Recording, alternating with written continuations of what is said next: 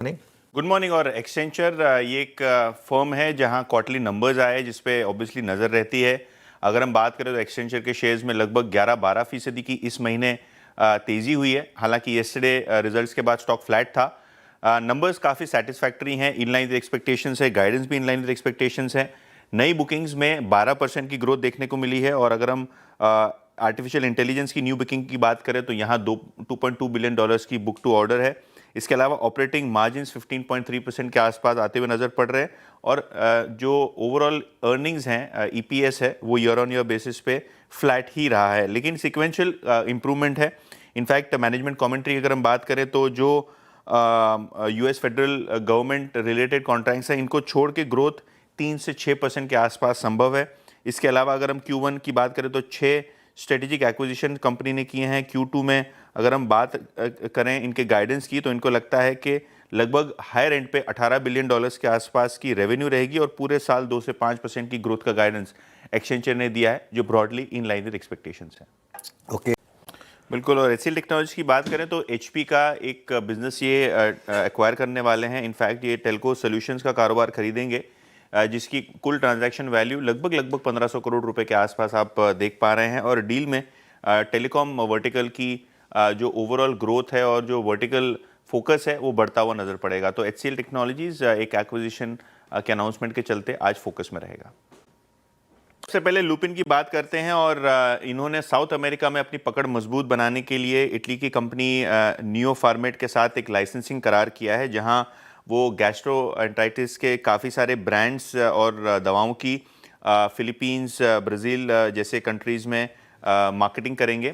तो ये एक स्टॉक है जो फोकस में रहेगा। इसके अलावा बायोकॉन भी फोकस में है। इनकी जो न्यू जर्सी की यूनिट है जो अमेरिका में है, इसको यूएस एफडीए ने वीएआई यानी वॉलंटरी एक्शन इनिशिएटेड के साथ ईआईआर दिया है। और 6 से 10 अक्टूबर के बीच में इंस्पेक्शन हुआ था, जिसके बाद यूएस एफडीए ने आपत्ति जताई थी, लेकिन ये अब प्लांट क्लियर हो गया है। और आखिर में मैक्स हेल्थ केयर पुणे में ये 1000 करोड़ रुपए का नया हॉस्पिटल शुरू करने वाले हैं। 450 की बेड की कैपेसिटी का ये हॉस्पिटल लगभग 3 सालों में रेडी होगा। तो एक बड़े केपेक्स के अनाउंसमेंट के चलते मैक्स हेल्थ केयर जैसे काउंटर्स पे भी रहेगा फोकस। देखिए, इन्होंने एक एनालिस्ट मीट होस्ट की थी जहां आउटकम तो ठीक ही ठाक दिखाई पड़ रहा है। मैनेजमेंट का थोड़ा कॉन्फिडेंस बेटर हुआ है सिक्वेंशियल बेसिस पे। अगर हम बात करें तो जो वीक डिमांड है वो चैनल में काफ़ी सारी इन्वेंट्री पिछले सीजन की थी, उसके चलते थोड़ी वीकनेस थी।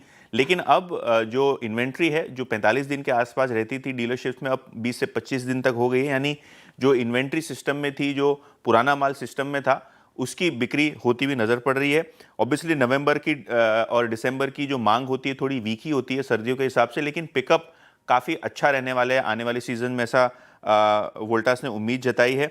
इनफैक्ट इनको लगता है कि जो एसी सेगमेंट का जो मार्केट शेयर है, यहाँ भी कोई नेगोशिएशन मैनेजमेंट नहीं करेगा। पूरी तरीके से इनको लगता है कि मार्केट शेयर में मोमेंटम आगे जाके बनना चाहिए और अपनी लीडरशिप पोजीशन ये सीमेंट करेंगे। इनफैक्ट इनको लगता है कि 1 से 1.5% की मजबूती इनके मार्केट शेयर में जो आई है इस साल अब तक, उसको और भी आगे जाके स्ट्रेंथन करेंगे। और आगे जाके अगर हम बात करें तो प्राइसिंग स्ट्रैटेजी पे भी मैनेजमेंट का फोकस रहेगा, क्योंकि पिछले 2-3 क्वार्टर से काफ़ी प्रेशर रहा है इन्वेंट्री पे और प्राइसिंग पे भी। बिल्कुल। तो 2-3 दिन से लगातार हम इस न्यूज़ को कवर कर रहे हैं और आज फाइनली श्रीराम फाइनेंस की बोर्ड मीटिंग है, जहां फंड रेज पे कंपनी चर्चा करेगी।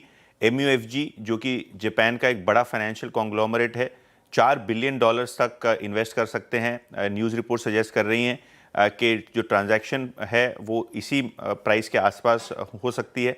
अगर हम पर्टिकुलरली बात करें तो श्रीराम फाइनेंस का शेयर लगभग 2.25 time price to book trade करता है।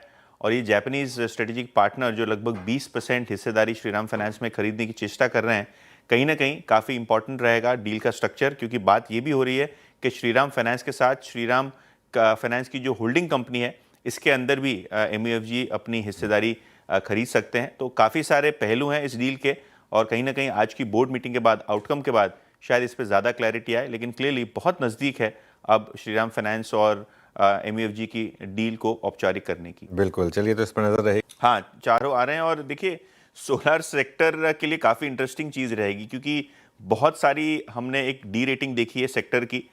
2 स्टॉक्स जो सोलार सेक्टर में से आएंगे उनमें वारी और प्रीमियर एनर्जीज, ये दोनों शामिल हैं। तो देखेंगे ये दोनों स्टॉक्स कैसे रिएक्ट करते हैं। इसके अलावा बजाज होल्डिंग्स, जो बजाज ग्रुप की एक बड़ी होल्डिंग कंपनी है, और इसके अलावा स्विगी, ये दोनों नाम इंटरेस्टिंग है। तो कहीं ना कहीं 4 नए इंक्लूजन्स, जैसे कि मैंने पहले कहा, स्विगी, बजाज होल्डिंग्स, वारी और प्रीमियर एनर्जीज, ये चारों स्टॉक्स आज आपको एफएनओ में इंक्लूड करते हुए एक्सचेंजेस दिखाई पड़ेंगे, और अगली सीरीज से ये आपको एफएनओ में ट्रेड होते हुए नजर पड़ेंगे। ओके, चलिए ये कुछ अपने इंक्लूजन यत्न वेरी क्विकली बाकी के बचे हुए स्टॉक्स एंड न्यूज़। देखिए, अगर हम मिदानी की बात करें तो इनको नए ऑर्डर्स हाथ लगे हैं, 125 करोड़ का नया ऑर्डर, और इसी के साथ इनकी जो ऑर्डर बुक है ये 2500 करोड़ के पार जाती हुई नजर पड़ रही है। इसके अलावा अगर हम इंडिगो की बात करें तो कंपटीशन कमीशन ऑफ इंडिया, क्योंकि इनको बहुत सारी शिकायतें मिली हैं रिसेंटली जो फ्लाइट डिस्ट्रप्शन हुए, तो सीसीआई ने अनाउंस किया है कि वो इस पूरे मामले की जांच करेंगे, और सीसीआई की ये इन्वेस्टिगेशन की नोटिस अब इंटरग्लोब एविएशन को जाती हुई नजर पड़ेगी।